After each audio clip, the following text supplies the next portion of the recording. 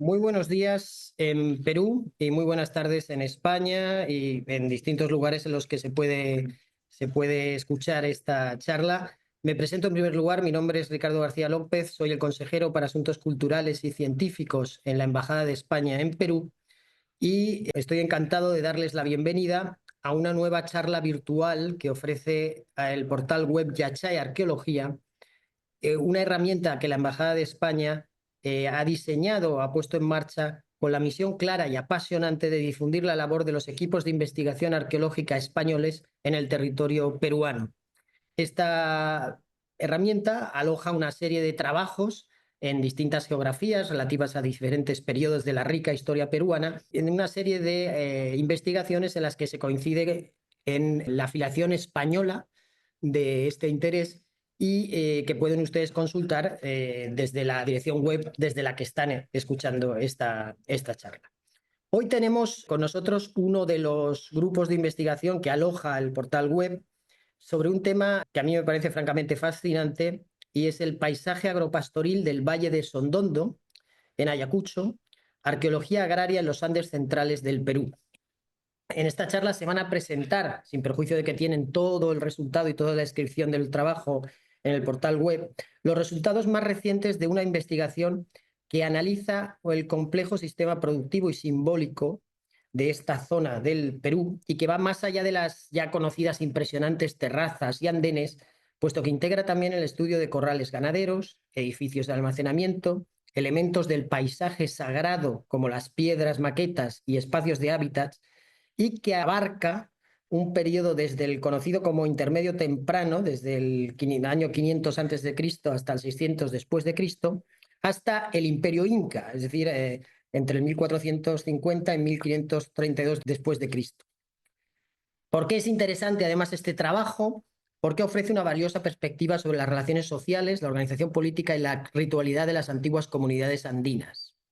Este trabajo destaca además de por sus resultados académicos, por su compromiso social a través del programa educativo Conciencia Histórica, trabajando activamente con las escuelas locales del territorio para fomentar el valor del patrimonio y la importancia de la conservación sostenible. Es un honor, en primer lugar, para mí, y con sumo agradecimiento, presentar a las dos investigadoras expertas que están liderando este trabajo. En primer lugar,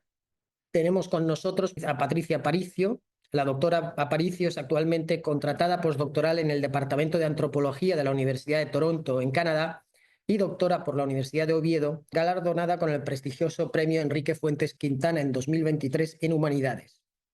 Especializada en arqueología agraria y estudios paleobotánicos, desde 2019 dirige diversas campañas arqueológicas en Perú.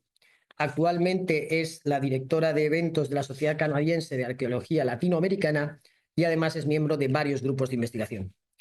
Junto a ella, y mi agradecimiento también, tenemos el placer de dar la bienvenida a Margarita Fernández Mier, catedrática de universidad en el Departamento de Historia de la Universidad de Oviedo, con una extensa carrera dedicada al estudio de la génesis de la sociedad feudal durante la Alta Edad Media, la definición del campesinado y el acercamiento a las comunidades locales, haciendo uso además simultáneo de fuentes documentales, arqueológicas y toponímicas. La profesora Fernández Mier es fundadora de la iniciativa Yabor y lidera el consolidado grupo de investigación LANDS, desarrollando una amplia investigadora en el marco de la arqueología de las aldeas habitadas y la arqueología agraria. Quisiera subrayar que estamos ante un momento virtuoso de la triangulación de relaciones entre investigadores, puesto que tenemos una investigadora senior reputada de la Universidad de Oviedo, otra investigadora más joven que se ha formado en la Universidad de Oviedo y que ha desarrollado actividad posterior en Perú y ahora tiene una afiliación con la Universidad de Toronto, y todo para trabajar en el conocimiento del territorio peruano en un ámbito tan interesante como la profundización en las sociedades y las comunidades agropastoriles. Sin más preámbulo, y con la certeza de que van ustedes a disfrutar mucho y van a tener el interés de ir in situ a los lugares a lo mejor en los que se está desarrollando este trabajo, no tengo más que ceder la palabra a nuestras ponentes. Adelante. Muchas gracias, Ricardo, por la presentación. Ante todo, y queremos comenzar también dando las gracias a la Embajada de España en Perú y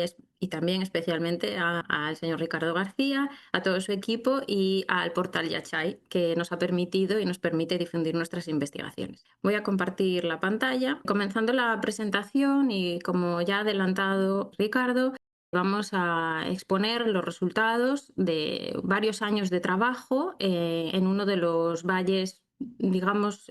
más importantes del centro sur de los Andes peruanos. Nos encontramos en el Valle de Sondondo, que es la región de Ayacucho.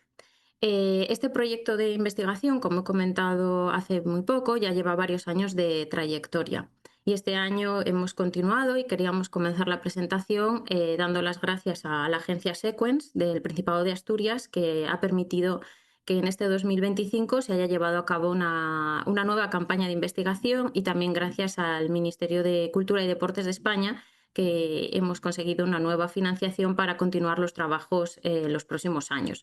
Esto, bueno, pues nos llena de ilusión para poder, bueno, pues continuar con todas las investigaciones y dando prioridad también a todas las actividades que estamos llevando a cabo en el valle con las comunidades, ¿no? Bueno, antes de nada, comentar un poco la geografía, ¿no? Dónde nos encontramos y dónde está situado el Valle de Sondondo. Estamos en el centro sur de los Andes peruanos, en una área donde digamos que los Andes son mucho más anchos. Para poder llegar ahí he puesto una imagen del Google Earth donde dice que son 12 horas y 13 minutos de recorrido. Bueno, pues esto es lo que marca el Google, pero realmente se tarda casi 2 días de viaje, porque es un viaje muy intenso, pero un viaje muy bonito donde se puede atravesar, ¿no?, la costa, el desierto peruano, y ascender por los Andes para ver esa inmensidad de la geografía peruana. Y normalmente pues, se tardan unas 16, 17, 18 horas, dependiendo un poco de los avatares de la carretera y de los avatares de lo que suceda, ¿no? Nos encontramos en una región, nos encontramos trabajando aproximadamente entre los 3.000 metros sobre el nivel del mar hasta la zona de Puna, que es la zona más elevada, que es unos 5.000, entre 4.500 y 5.000 metros sobre el nivel del mar. Es decir, que nos encontramos trabajando en un amplio, en diferentes altitudes para poder entender estos espacios agropastoriles, ¿no? Para poder entender cómo las relaciones verticales entre las zonas de Puna, proveedoras de agua, y las zonas quechua, que son las zonas más altitudinalmente más bajas, en las zonas de intervalle, se configuraba, se había transformado el paisaje para mostrarnos, como vemos en las fotografías, estas impresionantes andenerías que siempre habían estado o siempre suelen estar asociadas o vinculadas cronológicamente con el mundo incaico. Veremos que el proyecto de investigación nos ha permitido, digamos, que dar mayor profundidad a las cronologías de las mismas. Una de las cosas más llamativas del Valle de Sondondo es que es un paisaje vivo. Entonces, para nosotros, digamos que es como una especie de laboratorio, por decirlo de alguna manera, donde además con las comunidades podemos conocer cómo se siguen cultivando, cómo siguen transformando y cómo siguen manejando su paisaje. Voy a poner un pequeño vídeo para que veamos un pequeño fragmento de la fiesta de la siembra, que suele ser entre los meses de septiembre en la zona de Andamarca.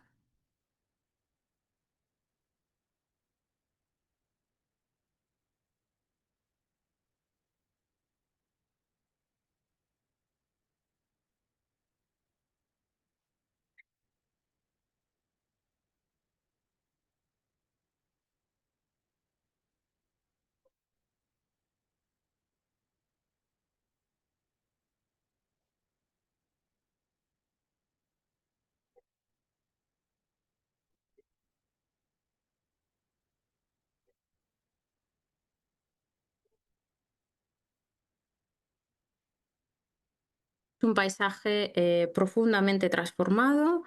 con una gran complejidad, y vamos a ver ahora, a partir de ahora, cómo surge un poco el proyecto y cómo hemos llegado a intervenir en estos espacios agrarios. Bueno, hay que comentar que este proyecto de investigación, y como se comentaba anteriormente también, hay una triangulación de varias universidades, pero el inicio del proyecto, y con quien también colaboramos actualmente, es con la Pontificia Universidad Católica del Perú, quien inició los trabajos desde el Departamento de Arquitectura en el Valle. Y se comenzó estudiando de manera macro lo que es el paisaje, no solamente los espacios de terrazas, el hábitat, sino todos los elementos que sabemos que de forma compleja forman parte y nos hacen entender, podemos entender el sistema agropastoril. La aproximación o metodología que el proyecto ha desarrollado y aplicado es lo que nosotros llamamos o entendemos como arqueología agraria. Es el concepto en el que, digamos que de esos estudios macro más relativos a la arqueología del paisaje, nos acercamos de forma compleja a elementos que normalmente se han considerado como ahistóricos, es decir, redes viarias, centros de producción, espacios de almacenamiento, elementos del paisaje agrario que normalmente no han sido estudiados desde la óptica arqueológica. Especialmente en Perú, se ha estudiado principalmente los sitios de hábitat y se ha estudiado y se ha escrito la historia andina desde esos espacios de hábitat. Lo que el proyecto ha hecho, digamos, ha abordado la investigación, es entender estas sociedades andinas antiguas complejas desde los espacios de producción, con todo lo que eso también implica de complejidad desde el punto de vista cronológico, desde las metodologías de la arqueología en sí, donde hemos tenido que valernos de muchas analíticas y distintos sistemas arqueométricos para poder responder a algunas de las cuestiones. El periodo en el que nos encontramos, digamos que no es un único periodo, sino que es un largo recorrido cronológico desde el periodo intermedio temprano hasta el imperio incaico, viendo cómo se ha evolucionado, cómo ha cambiado, y nos interesaba especialmente, bueno, pues entender, por ejemplo, cuándo se habían creado estas terrazas y andenes que de forma normalmente acrítica se solían situar cronológicamente en el mundo incaico. Veíamos ya una gran complejidad, un paisaje altamente transformado, en uso hasta hoy en día, y una serie de, digamos, de tipologías que la academia había establecido para tecnológicamente atribuir distintos andenes a distintos periodos de la historia andina. Empezamos también a pensar si solamente esos andenes que normalmente siempre se comentaba que habían sido exclusivos para el cultivo del maíz, si existía algún panorama diferente. También la documentación escrita hablaba principalmente del maíz y de la papa, o de la patata. Entonces, digamos que queríamos también entender no solo cuándo se había extendido la frontera agrícola, cuándo se había creado esa frontera agrícola en el valle, sino también qué cultivos estaban asociados a estas andenerías. Como nos encontramos en una región de los Andes donde la preservación no es muy buena, no es como en la costa, donde la preservación es excelente y se pueden encontrar textiles y semillas, tuvimos que apoyarnos en otra serie de técnicas donde nuestra principal herramienta ha sido, digamos, nuestro principal material de estudio ha sido la tierra, es decir, el sedimento, y donde a través de una serie de analíticas paleobotánicas, micropaleobotánicas, en este caso el análisis múltiple de microfósiles en suelo, pues hemos podido conocer y ver qué cosas, o sea, qué cultivos y qué prácticas de cultivo se habían llevado desarrollado en estas terrazas y andenes. Como ejemplo, queríamos mostrar los resultados de uno de los andenes de excavación. Hemos excavado más de 10 andenes, pero en uno de ellos, en Andamarca, donde además en esta zona superior eh, se puede ver donde tenemos uno de los sitios arqueológicos, que es el sitio de Caniche, que posteriormente Margarita hablará sobre él. Excavamos en las zonas cercanas, las zonas de andenería cercanas a estos grandes sitios. Y lo que pudimos ver es que estas andenerías, que eran las típicas, por decirlo de alguna manera, incaicas, nos estaban ofreciendo una complejidad mucho mayor. De hecho, las dataciones radiocarbónicas nos referían al periodo intermedio temprano. Es decir, que la creación de los sistemas de andenes y terrazas en el Valle de Sondondo había sido muy anterior a lo que normalmente se discutía, que siempre ha estado más vinculado o se ha atribuido a los periodos imperiales, como el Imperio Inca, pero también al Imperio Wari, que es precedente. Vimos varios cambios, diversos cambios, digamos, de reestructuración del paisaje agrario, hasta que, bueno, sí, finalmente, obviamente, estos andenes fueron utilizados por los incas, pero su inicio, digamos, que fue mucho antes de lo que todo el mundo habíamos pensado. Los resultados de estos análisis paleobotánicos además nos ofrecían una variedad de cultivos mucho mayor también a la que habíamos pensado, ya que no solamente se privilegiaba el cultivo del maíz, sino también el cultivo de la familia de las quenopodiáceas amarantáceas, es decir, como la quinoa, ¿no?, de los cereales andinos. Y esto daba una mayor complejidad y una mayor diversidad también en estos periodos iniciales. Y dependiendo, digamos, de la estratigrafía de los andenes, y en este caso también, bueno, nos llamaba la atención que precisamente en los niveles incas el cultivo del maíz no era tan predominante como si veíamos en los periodos intermedios, que son periodos de carácter como más local o que se denominan como de señoríos locales. Es decir, que empezamos a ver que las sociedades agropastoriles tenían una gran, digamos, poder o fuerza de organización también para construir y transformar el paisaje. Este es uno de los ejemplos donde pudimos constatar también donde el paisaje había sido tremendamente transformado, ya que debajo de los andenes, de la excavación de los andenes, aparecían estructuras. En este caso apareció una estructura semicircular que estaría asociado a lo que sería una chulpa del Imperio Wari, también que lo tenemos datado, y el material cerámico también nos indicaba que estábamos ante un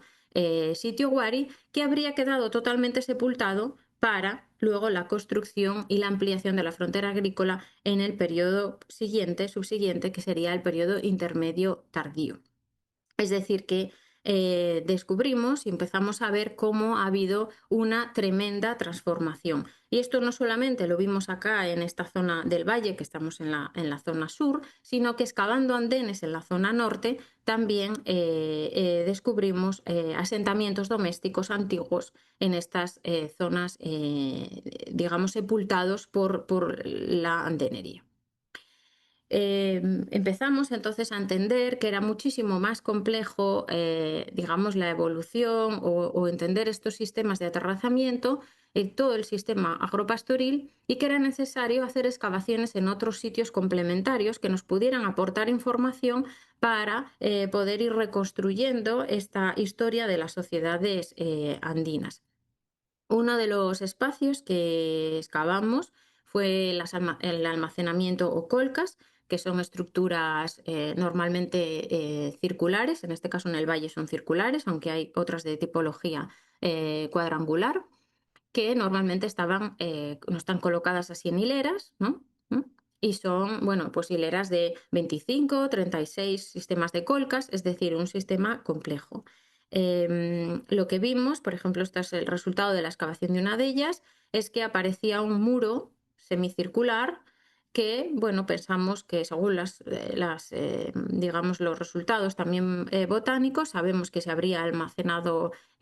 maíz, y la datación sí corresponde al mundo incaico. Es decir, que el mundo incaico, cuando llega al Valle de Sondondo ya realmente transformado, lo adapta, digamos que lo acomoda, lo utiliza y lo maximiza como bien ha sabido hacer el Imperio Inca. Otro de digamos, de las áreas de conocimiento que nos permite también aproximarnos al sistema agropastoril, y especialmente en los Andes, es el sistema, digamos, es el paisaje simbólico, el paisaje sagrado que tiene el Valle de Sondondo. Y uno de los primeros estudios que realizó el proyecto fue el estudio de las piedras maqueta. Las piedras maqueta son afloramientos rocosos que están tallados, donde se reflejan, bueno, pues los sistemas de andenes, canales. Tenemos otras piedras maqueta que representan las jochas o las lagunas, es decir, que representan de forma compleja este paisaje agropastoril. Estudiamos no solamente desde el punto de vista macro, desde la arqueología del paisaje, desde la localización, la prospección de todas estas piedras maqueta, el análisis de su representación, de sus características visuales, sino que también hicimos intervenciones en las cercanías de estas piedras maqueta para entender cómo podía ser, constatar cómo podría ser ese sistema simbólico. En los Andes siempre ha existido la creencia y sigue existiendo la creencia de que existe una reciprocidad, ¿no? Em, entre los seres humanos y también el paisaje, y por lo tanto las piedras maqueta podrían haber formado parte de estos elementos y de estos momentos de ritualidad. Aquí vemos la piedra de Mayobamba, que está bueno, profundamente grabada por esta zona de aquí, labrada. Esto vemos que es como una especie de jocha y este es un canal profusamente grabado que tiene como dos, digamos, dos zonas de caída de agua, ¿no? O de caída de lo que pudieran haber hecho, utilizado para el ritual. Hicimos la excavación en el entorno inmediato y pudimos constatar una especie, digamos, como de cazoleta, por decirlo de alguna forma, una especie de recipiente construido en tierra, muy duro, donde se habrían hecho estas libaciones y donde se habrían hecho estos rituales. O sea, constatamos digamos, de diversas formas la importancia de la conexión ritual y simbólica de las sociedades antiguas, pero también, bueno, de las sociedades actuales, ya que en el Valle del Sondondo se siguen haciendo sus festividades, están asociadas al mundo agropastoril, como ya comentamos anteriormente, la fiesta de la siembra, el Yakurraimi, que es la acomodación de los canales, o la fiesta de la Ranza, por ejemplo. Porque no solamente estudiamos el sistema agrario, sino que tenemos que estudiarlo de forma conjunta con el sistema pastoril, ¿no? Que se sitúa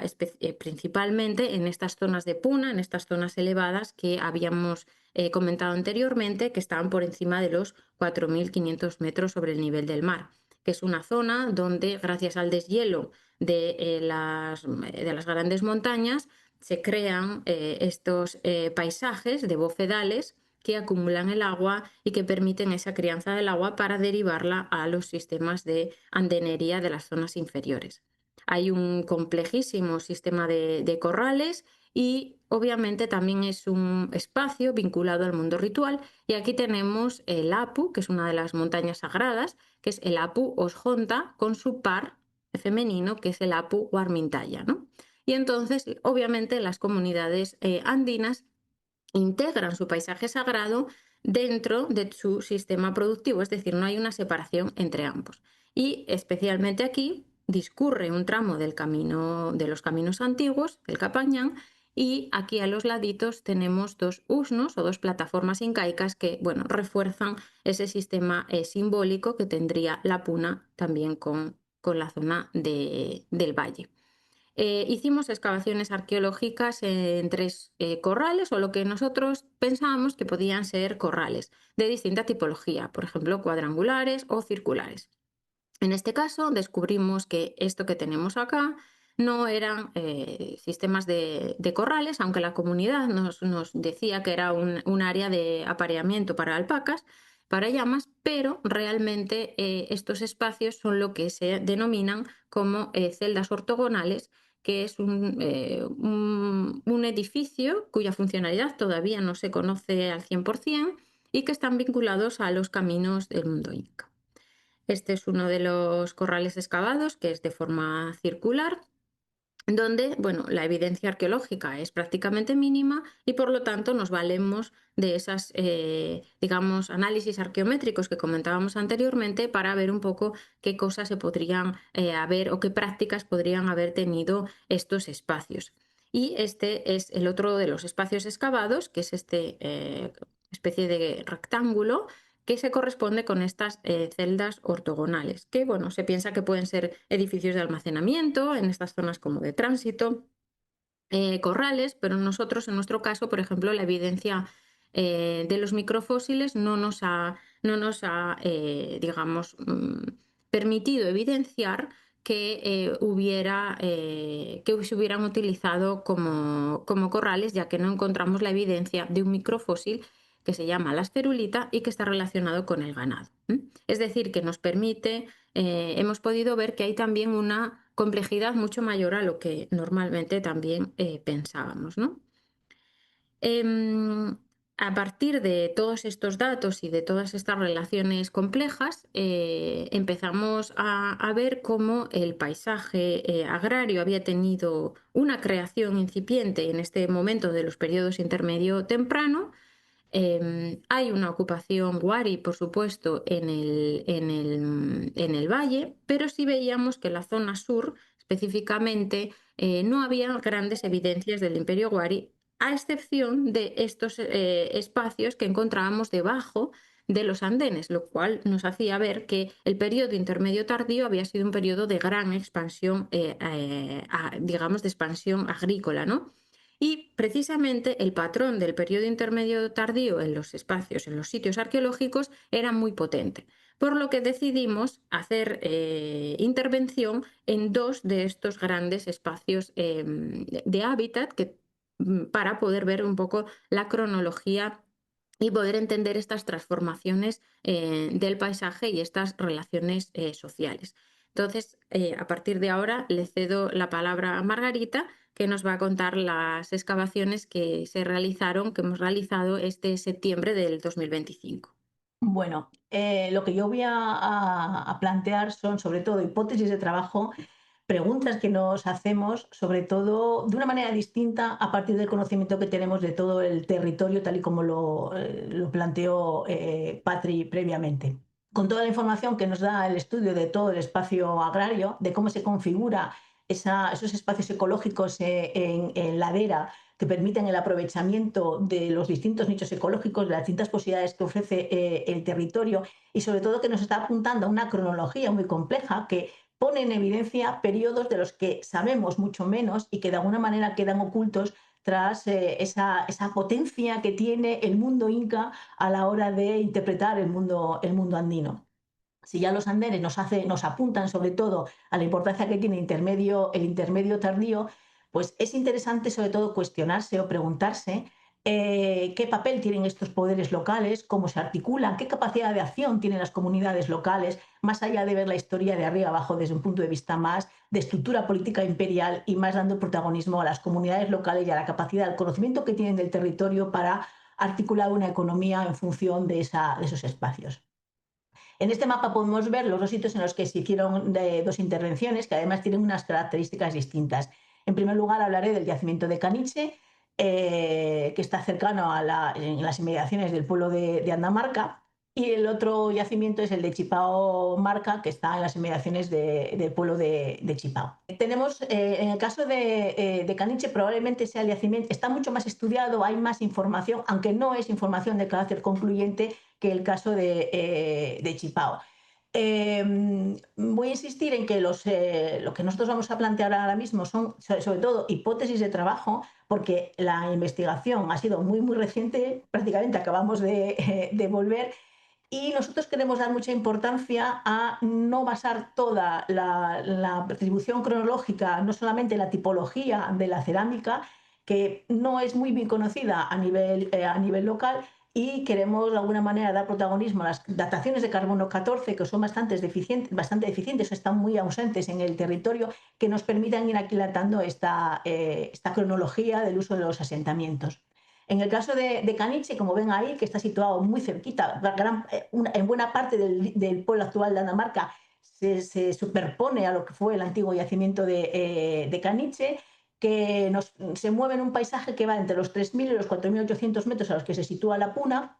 y que permite ese aprovechamiento de carácter ecológico vertical que veíamos en las primeras diapositivas. En este caso es un sitio arqueológico que tiene una amplia visibilidad, es de fácil acceso desde el pueblo actual, no tiene unas pendientes muy pronunciadas, y las edificaciones que se encuentran en él se distribuyen en distintas terrazas artificiales que están acondicionando este pequeño crestón para localizar todas estas estructuras. se localizan en superficie un buen número de grupos de carácter doméstico, compuesto por 5 o 6 unidades o 5 o 6 viviendas que se abren generalmente a patios. Patios que parece que son de uso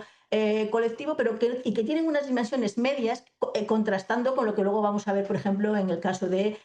Chipaumarca.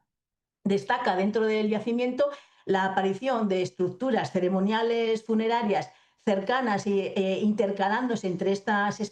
unidades de carácter doméstico que se localizan en las distintas terrazas, y precisamente fue una de estas estructuras funerarias donde intervenimos intentando comprender la cronología que se le podía atribuir, aunque jugamos con la hipótesis de que puede pertenecer al periodo, al Horizonte Medio, que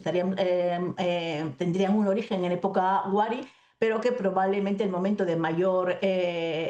intervención, de mayor importancia del yacimiento correspondería con el intermedio tardío, en consonancia con esas dataciones que estamos viendo de aprovechamiento de los espacios agrarios relacionados con los andenes. Como decía previamente, en Caniche sí que se han hecho algunas intervenciones, hay estudios de la cerámica, hay un buen estudio desde el punto de vista de la distribución, del poblamiento de las viviendas en el sitio arqueológico, y sobre todo lo que consideramos de mayor relevancia es cómo nos puede permitir entender cómo son esos poderes locales, qué capacidad tienen de intervención y de articular el territorio, y sobre todo esa comprensión compleja de esos poderes locales del periodo anterior al momento inca nos permiten también entender cómo el proceso de estrés al que sufren en el momento en que llegan los periodos imperiales, y cómo las distintas características que presentan cada uno de estos yacimientos va a dar lugar también a una relación directa con el imperio inca. En el caso de Caniche, sí, la mayor parte de las construcciones parece que podemos fecharlas en el periodo intermedio tardío. Sí es cierto también, ya algunos de los investigadores previamente habían llamado la atención sobre la existencia de una estructura de carácter rectangular localizada en la zona sur del sitio arqueológico, que se correspondería con el periodo inca y que de alguna manera demostraría la presencia de esa administración del imperio inca sobre este espacio, y una forma particular de incorporarlo dentro de esa estructura de carácter imperial. Señalar que cada uno de los yacimientos sobre los que estamos interviniendo va a ser el objeto de un trabajo de tesina o de, no sé exactamente cómo se llama en cada uno de los países con los que colaboramos, que correrá a cargo de María Eugenia Zamora, que es la que ahora mismo está poniendo en marcha la investigación de toda la producción cerámica que pudimos obtener de la excavación. Aquí podemos ver cómo la excavación de las estructuras ceremoniales y funerarias que llevamos a cabo nos ha permitido documentar in situ algunos cuencos y ollas que nos permiten entender un poco cómo se articulan estas estructuras funerarias dentro del yacimiento. Concretamente, bueno, y sobre todo el vídeo lo que nos permite ver es el espacio circundante de Caniche, que tiene unas características desde el punto de vista del aprovechamiento distinto del que tendrá luego Chipaumarca. Como bien evidenciaba antes Patricia y se ve en el vídeo, lo que más destaca en Anamarca, y por eso precisamente también hay una protección específica sobre los andenes, es la gran presencia que tiene esta andanería, que indica una actividad agrícola muy, muy importante en el territorio. Ahí podemos ver las distintas terrazas y la distinta localización de las distintas unidades desde el punto de vista doméstico y también de carácter ceremonial funerario. Ahí vemos donde intervenimos. La intervención se realizó en la zona más alta, en la zona de la Acrópolis del sitio arqueológico. Pasa a la siguiente. Y ahí vemos cómo se trata de una estructura, es una estructura cerrada, con un muro muy complejo, que nos permite ver una cronología compleja a la hora de la construcción. No se trata todo en el mismo periodo. El muro más alto que conforma esta unidad, a la cual se adosan las estructuras funerarias, permite, a través de la arqueología de la arquitectura, definir distintos modelos de construcción, distinta tipología de los muros, cómo se van adosando unas estructuras a otras, y cómo todas estas 6 unidades funerarias que están adosadas a este muro también tienen una cronología distinta.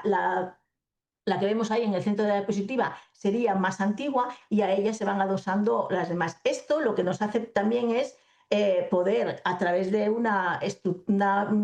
lectura microestratigráfica muy detallada, poder ver la complejidad que tiene la composición de estos complejos, tanto los de carácter doméstico como sobre todo los de carácter funerario. Sí es cierto que en algunos casos sí que pudimos documentar muchos hoyos de saqueo, evidentemente, que es lo primero que se documenta en el momento en que nos abordamos este tipo de investigaciones, pero sí localizamos in situ cántaros y cuencos relacionados con ofrendas realizadas en las esquinas externas a las cámaras sepulcrales. Evidentemente, en este caso no se localizó ningún tipo de resto óseo ni tampoco textiles que pueden ser habituales en estas zonas, pero sí que tenemos una cerámica que puede ser diagnóstica a la hora de poder fechar estas construcciones. Probablemente porque el material cerámico apunta al periodo intermedio tardío, pero también en algunos casos al horizonte anterior, a lo que sería el periodo Wari, que bueno, pues también nos da una complejidad a la hora de, sobre todo, construir el sistema de aterrazamiento, que implica una labor muy compleja de trabajo, de aporte de trabajo, para crear las estructuras sobre las cuales se construyen estos edificios. El segundo de los yacimientos al que voy a hacer referencia es precisamente el de Chipao, que en este caso tiene unas características un poco distintas.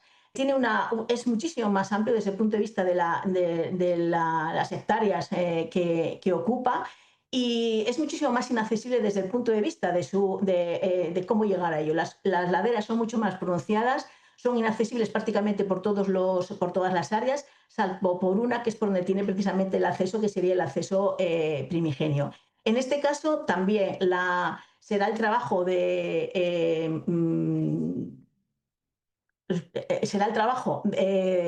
doctoral de otro de los alumnos que trabajan con nosotros, y en este caso lo que se ha hecho ha sido ponerle foco no en el estudio de las estructuras de carácter funerario, sino en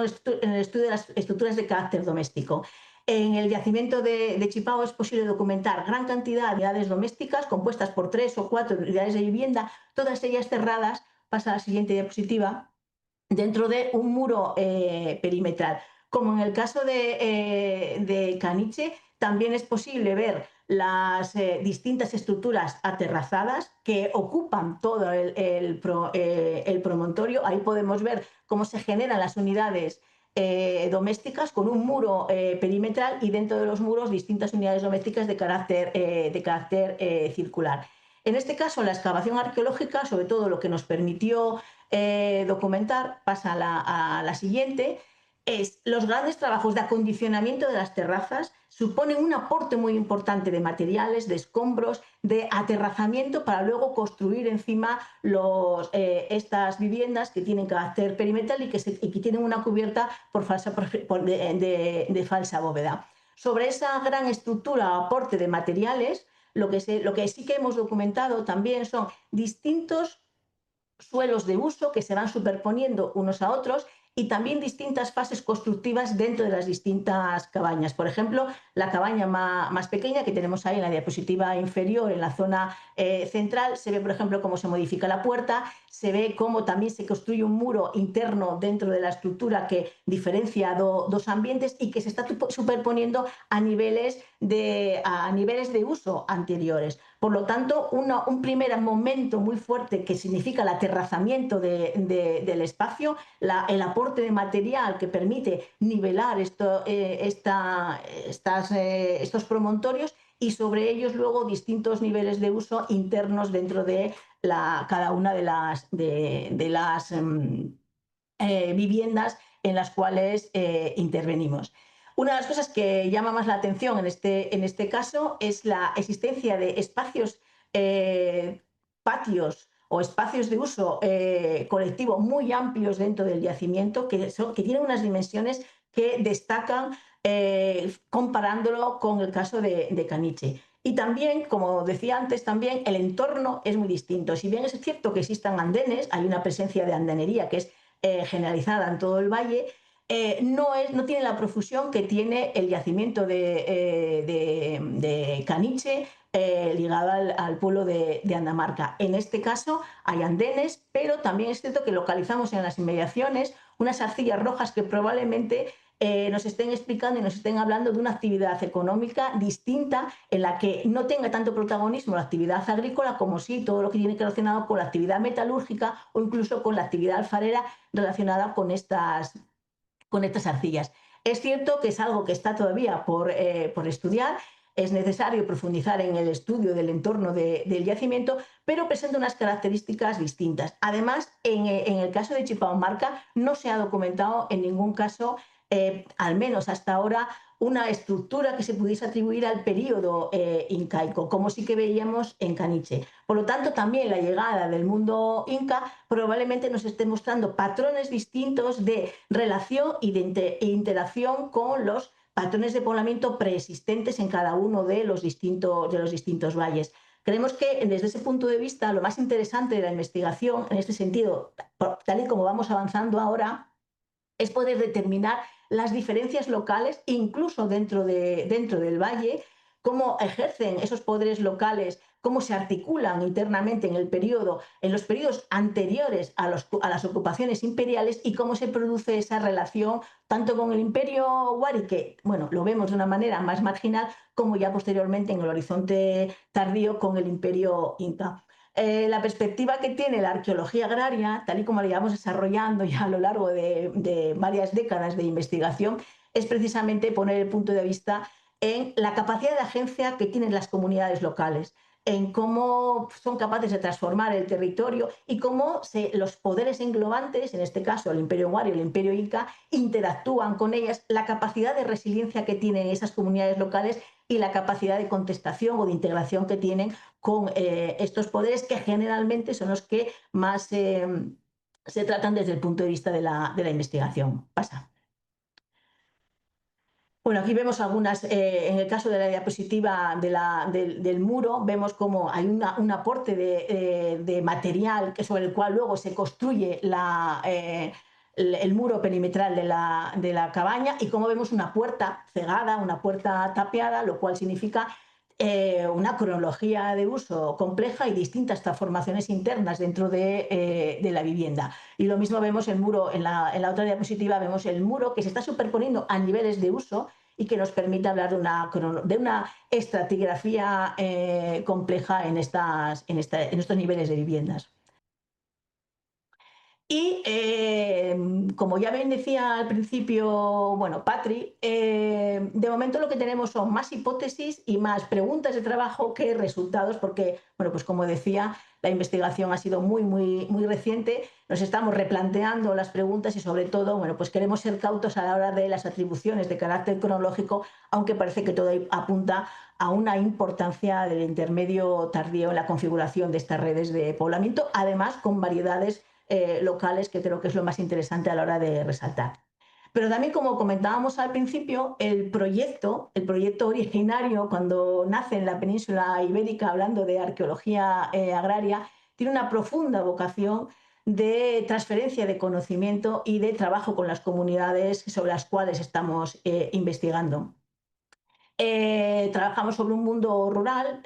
prácticamente todos los proyectos de investigación que nosotros desarrollamos tienen el punto de vista en las poblaciones rurales y en las problemáticas que tienen las poblaciones rurales en la actualidad, sean las de los Andes o sean las de la Cordillera Cantábrica, que fue donde se inició el proyecto. Por ello, a lo largo de todos estos años hemos ido desarrollando diversas herramientas que nos permiten entrar en contacto con los actores sociales, integrarlos dentro de la investigación y hacerlos partícipes de los resultados de nuestra investigación y, en la medida de lo posible, generar herramientas que sean de utilidad para estas comunidades. Y en este contexto pues nace el proyecto Conciencia Histórica, que llevamos desarrollando ya en la península ibérica más de una década, y que hemos querido también implementar en el caso del Valle de Sondondo. Conciencia histórica significa trabajar con las comunidades, en la mayor parte de los casos, si podemos, implicarnos en el proyecto educativo de los centros. Evidentemente no podemos hacer lo mismo cuando trabajamos en espacios mucho más cercanos a nosotros geográficamente, pero en el caso de Perú, pues lo que hemos hecho ha sido intentar llevar distintos talleres que se mueven entre lo etnográfico, lo científico y lo tecnológico, de manera que aportemos conocimiento científico, que aportemos herramientas tecnológicas y sobre todo que hagamos reflexionar a los alumnos sobre el patrimonio que tienen, tanto desde el punto de vista de los grandes sitios arqueológicos que tienen en el entorno, como también la importancia que tiene el conocimiento local que tienen esas comunidades que viven en esos territorios. Por lo tanto, durante el mes y pico que estuvimos en el Valle, lo que hicimos fue ponernos en contacto con todos los centros educativos, en Sondondo, en Chipao, en Andamarca, en Cabana, en Aucará, y hacer una serie de talleres con distintas aproximaciones, de manera que lo que está detrás es intentar transmitir el método científico a través de una serie de talleres que están relacionados con la arqueología o con la etnografía y que nos permiten convertir a la arqueología en una herramienta activa desde el punto de vista de los valores identitarios y de integración dentro de esas comunidades de carácter rural. Ahí tenemos algunos de los ejemplos. Una de las cosas que más les interesa a los alumnos, ahora que ya podemos trabajar con un dron, es, por ejemplo, manejar la tecnología del dron que les permite documentar sus espacios. Otro de los talleres que tiene mucho interés es el de la cerámica. En este caso también hemos contado con otros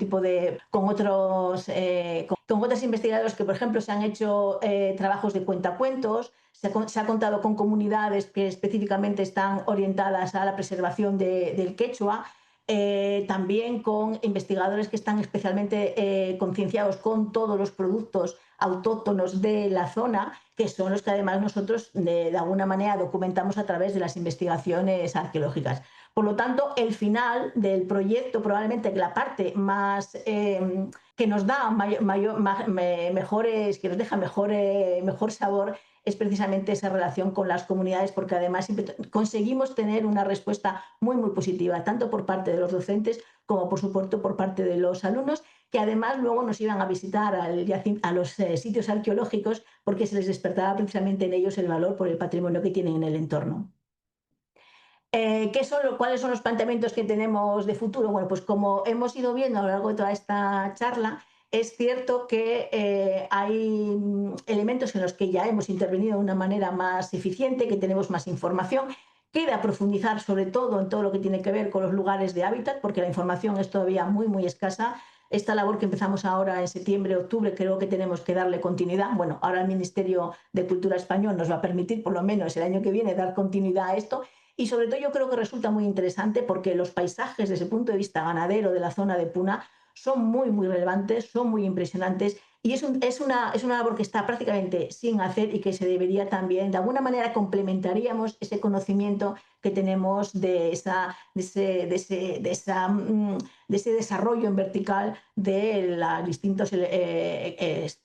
nichos ecológicos del territorio. Por lo tanto, creo que nos enfocaremos sobre todo hacia dar continuidad a la investigación de los lugares de hábitat y también a los lugares de Puna y al significado que pueden tener estas construcciones que en muchos casos nos están dando sorpresas desde el punto de vista de la interpretación. Y esto es el final aquí, el agradecimiento al equipo de trabajo que, bueno, pues es como dice Patri, después de muchas horas de viaje, al final pues llega al Valle de Sondondo. No éramos muchos, no es precisamente fácil poder mantener un equipo amplio, pero bueno, pues las gracias a todos, a Paloma, a Orlando, a Jorge, a Edwin, a María Eugenia y a Eric, que fueron los que en realidad sacaron adelante esta investigación, al menos en esta última campaña. Y con esto, pues, gracias por la atención a esta aventura que estamos desarrollando con mucho gusto en el Valle de Sondondo, en Perú. Muchas gracias. No sé si hay algunas preguntas en el chat que os pueden haber dirigido. Ahí tenemos en el chat interno algunas de las preguntas que se han recibido. Os doy la palabra.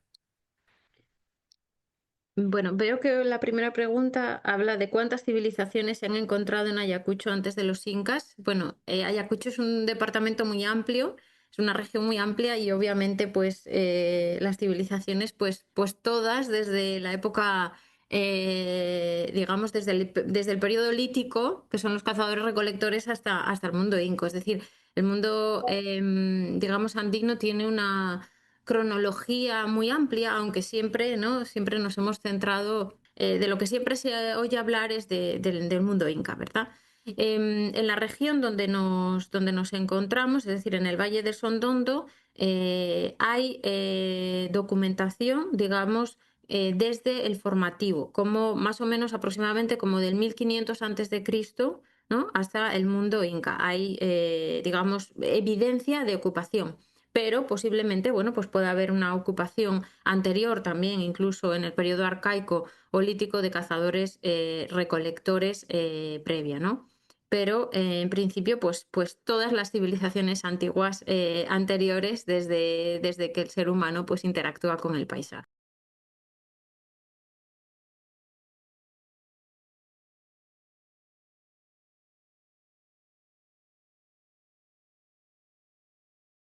Pregunta 2.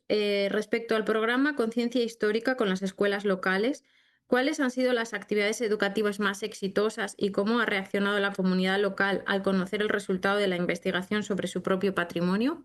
Y esta se la voy a dejar a Margarita. Desafortunadamente, uno de los problemas que tenemos es que al no tener una presencia continuada, lo que no hemos podido todavía testar es el resultado o cómo poder evaluar la influencia que tenemos a la hora de desarrollar este tipo de prácticas. Desde luego, sobre los talleres que pusimos en marcha, siempre eso pasa en Perú y pasa en los territorios en los que trabajamos en la península ibérica. El de la cerámica tiene muchísimo éxito. El que ellos puedan interactuar, trabajar con las manos, el que además nosotros lo relacionamos con la cerámica que nosotros encontramos en los sitios arqueológicos, eso siempre sabemos que es un taller de éxito, todo lo que tenga que ver con la cerámica. También en este caso, también nos llamó mucho la atención, bueno, era de esperar, ¿no? Evidentemente todo lo que tiene que ver con la manipulación de elementos tecnológicos, también evidentemente son una generación que viven con ello y poder manipular y poder ver la cantidad de trabajo que se podría hacer a través del uso de los drones, cómo documentamos el yacimiento, el sitio arqueológico, cómo podemos hacer la planimetría, cómo hacemos las reconstrucciones 3D a partir de la toma de datos, también fue algo que les llamó poderosamente la atención. Nos falta, en este caso, espero que el año que viene lo podemos hacer, dar un paso más allá y no solamente colaborar con los centros educativos, sino buscar otro tipo de actores sociales con los cuales hacer algún tipo de actividad, que eso es algo que de momento lo hemos intentado, pero no pudimos de alguna manera rematarlo en esta campaña. Pregunta 3. ¿De qué manera los antiguos sistemas de andenería estudiados por ustedes podrían inspirar prácticas agrícolas más sostenibles para las comunidades actuales de la sierra? Bueno, esta es una gran pregunta, desde luego. Bueno, como hemos comentado y siempre, ¿no?, desde nuestra visión de la arqueología agraria, de no entender el pasado como algo extinto, sino como algo que obviamente, ¿no?, el paisaje continúa, sigue vivo, y especialmente en el Valle de Sondondo, que la gente sigue cultivando con esos métodos ancestrales, que obviamente también se han modificado, se han cambiado a lo largo del tiempo. Nuestro trabajo y la revalorización de estos sistemas, de este conocimiento local, de este conocimiento rural y agrícola, obviamente parte también de que las mismas comunidades sientan ese orgullo, que nosotros sí que consideramos que lo sienten, sobre la continuidad de estas prácticas. Por eso es tan importante lo que nosotros hablamos de co-construcción del conocimiento, ¿no? De que nosotros no solamente aportemos una serie de datos, sino que sea un feedback, ¿no?, en el que también tengamos una retroalimentación, no solamente de entender cómo funciona el paisaje, sino de ver qué estrategias puede haber a futuro para que se puedan mantener, incluso recuperar, por ejemplo, cultivos antiguos que han sido totalmente extintos. Por ejemplo, la quinoa ya prácticamente no se ve cultivada en el valle. Yo recuerdo haber ido la primera vez que yo visité el Valle Sondondo, que fue en 2016, recuerdo haber comprado papa nativa. Hoy en día, cuando vas a las bodegas, a los sitios locales, es muy difícil de encontrar, ¿no? Entonces, digamos que insertar todos estos productos locales de nuevo en los sistemas, ¿no? Y además ahora que también está como de moda, por decirlo de alguna manera, lo bio, pues para nosotros también es muy importante. Entonces esperamos que sí, que estas investigaciones pues puedan inspirar, ¿no? Con estos trabajos también dentro de la conciencia histórica para las generaciones futuras y las actuales para poder, bueno, pues mantener ese sistema en la medida que ellos quieran, obviamente, activo, ¿no? Nosotros cuando hablamos del proyecto Conciencia de la metodología de la arqueología agraria, definimos la metodología como una aproximación al conocimiento de los sistemas agrarios del pasado, pero sobre todo tiene una segunda parte que es la necesidad de crear nuevas narrativas que permitan dar una visión distinta de la gestión de ese mundo rural. Es necesario reivindicar el papel de las comunidades locales, por eso hacía yo tanto hincapié en entenderlas desde abajo, no desde arriba, en ver cómo han sido capaces de dar respuesta a distintas problemáticas a lo largo de la historia, bien sean de carácter climático, bien sea de la imposición de poderes externos que intentan, que influyen en todo lo que tiene que ver con la gestión. Desde luego, eso es una pieza básica para entender y para plantear opciones de futuro y sobre todo creando narrativas distintas que le den la vuelta a esa visión negativa que existe de los sistemas tradicionales que han demostrado que son sostenidos en el tiempo, que han sabido dar respuesta a problemáticas a lo largo de milenios y que además han generado formas de gestión que además en muchos casos son poco entendibles por la sociedad capitalista actual y por el pensamiento liberal que entiende una propiedad, una cosa, y detrás de ello no solamente hay distintos cultivos, sino distintas formas de gestión que en muchos casos no son tenidos en cuenta. Nosotros consideramos que son unos laboratorios de experimentación muy interesantes de cara a la propuesta de acciones de futuro. Y como decía Patri, por ahí también va el conciencia histórica, porque creemos que esto la mejor manera de transmitirlo es a través de la educación y de los más pequeños que pueden concienciarse precisamente en estos aspectos. La pregunta 4 es, ¿consideran que el valle representa un ejemplo de adaptación del paisaje en la Sierra Central o los patrones son comunes en otras zonas de Ayacucho o de la Sierra Sur del Perú? Bueno, para nosotros, o sea, nosotros obviamente estamos trabajando en el Valle de Sondondo y no hemos trabajado en otros valles interandinos. Conocemos de otros valles de la Sierra Sur que también, obviamente, mantienen sus prácticas. Pero yo creo que el Valle de Sondondo es un espacio muy importante en el sentido de que ha quedado, lo que decíamos, esa difícil geografía para poder llegar ahí también ha permitido que se mantengan esas prácticas de forma, digamos, mucho mejor hasta hoy en día. Otras zonas, por ejemplo, grandes zonas de andenería como Laraos, que está más cerca de Lima, tiene otras influencias, tiene otras facilidades, digamos que la gente se moviliza de otra manera y también las conexiones y digamos, la modernidad, entre muchas comillas, ha llegado a ellos de otra manera. No significa que el Valle de Sondondo esté totalmente aislado, porque de hecho ha llegado la modernidad, vemos cómo cambian sus plazas, vemos cómo empieza a aparecer muchísimo más cemento y concreto por todos sitios. Empezamos a ver cómo, obviamente, la gente de la comunidad quiere que sus jóvenes vayan a estudiar a la costa y hay una gran, digamos que transferencia con la costa, en este caso con Nazca y con Ica, pero obviamente la capacidad de preservación, la capacidad de sostenibilidad, digamos, de adaptación que ha tenido el Valle de Sondondo hasta hoy en día, yo lo consideramos un espacio único. De hecho, parte de la iniciativa del gobierno peruano ha sido la inscripción del Valle de Sondondo como paisaje cultural dentro de los lineamientos de la UNESCO. Partiendo un poco de la base de que es un lugar, pues eso, como especial y en nuestro caso, pues como dice Margarita, como una especie de laboratorio experimental que no hemos visto en otros sitios. Seguramente que haya eso, pequeños valles, otros lugares donde obviamente se mantienen las prácticas y porque la zona de mayor afluencia, digamos, de andenería está en la zona sur, pero bueno, para nosotros, digamos que el Valle de Sondondo es único por muchas razones, ¿no? Yo sí quería apuntar una cosa. En vez de buscar, probablemente, en la fase en la que estamos en la investigación, yo creo que es interesante, en vez de buscar modelos desde el punto de vista, es verdad que podemos ya comparar con otros territorios cercanos, que hay una mayor investigación, pero yo creo que en vez de buscar modelos, lo que tenemos que hacer es poner el acento en la diversidad que presentan estos territorios, que nos va a permitir entender esos poderes locales de ese periodo que es el que parece que tiene más importancia en el territorio. Entonces, yo en ese sentido sería cauta porque yo creo que el interés es empezar a generar todo ese conocimiento de abajo arriba, viendo las diversidades que nos van a permitir entender mucho mejor esa red y luego ya poder llegar a caracterizarlo como algo excepcional, distinto, o ver qué concomitancias tiene con los territorios cercanos, ¿no? Estamos, yo creo que todavía en una fase liminal en ese sentido. Sí. Además, se suele hablar del Valle de Sondondo de manera global, ¿no? Pero nosotros hemos visto que obviamente hay muchas realidades diferentes, también incluso en realidades de manejo del territorio, como comentaba Margarita también en la presentación.